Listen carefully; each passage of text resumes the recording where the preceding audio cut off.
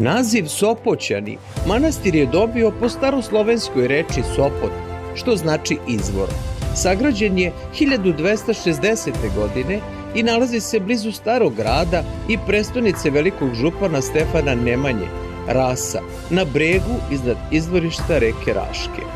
Hram manastira Sopoćani, posvećen Svetoj Trojici, podigao je kralj Uroš I, sin Stefana Prvovenčanog i unuk Nemanjin.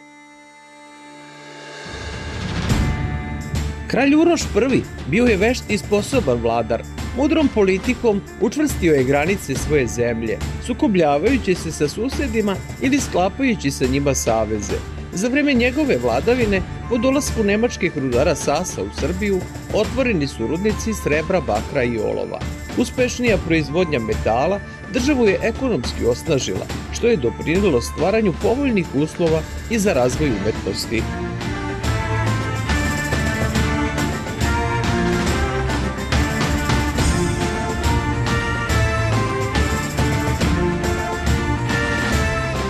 Drugi veliki ktitor bio je Stefan Dušan, dok je još bio kralj.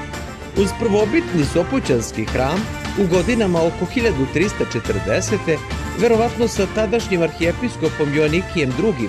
Potonjim, prvim srpskim patrijarhom, sagradio je na zapadnoj strani crkve otvorenu pripratu sa visokim zvonikom ispred nje.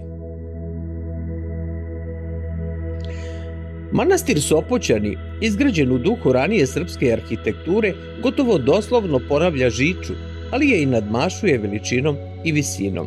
Živopisno fresko slikarstvo proslavilo je manastir Sopoćane, a najpoznatija sopoćanska freska je svakako Smrt Bogorodice, koja zahvata 40 kvadratnih metara. Freske u Sopoćanima su vrhunac ne samo srpskog, već i vizantijskog slikarstva uopšte. One odišu savršenom harmonijom crteža i kolorita.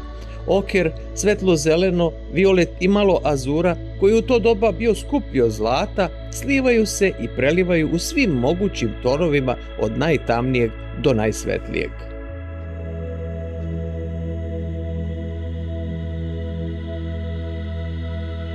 Sopoćanski hram je krajem 17. veka bio razoren od Turaka.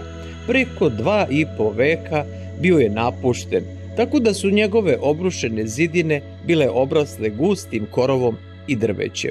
Arhitektura Sopoćana obnovljena je od 1927. do 1929. godine.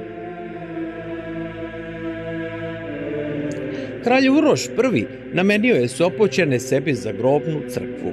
Za ktitora je bio pripremljen grob na tradicionalnom mestu u jugozapadnom delu naosa, obeležen sarkofagom od crvenkastog merbera, a u severno-zapadnom delu priprate sahranjena je njegova majka, kraljica Ana Dandolo, unuka slavnog mletačkog dužda Enrika Dandola.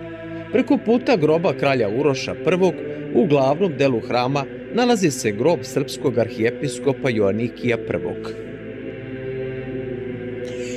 Istorijska slučajnost htela je da peti vladar dinastije Nemanjića, Uroš I, i peti arhijepiskop Srpske crkve Joanikije I zajedno učestvuju u gradnji i ukrašavanju Sopoćanskog hrama. Njihovo verno prijateljstvo trajalo je sve do njihove smrti u izgnanstvu, posle nasilnog preuzimanja prestola od strane kralja Dragutina. Kasnije su njihova tela preneta u manastir Sopoćane zaslugom kraljice Jelene Anžujske.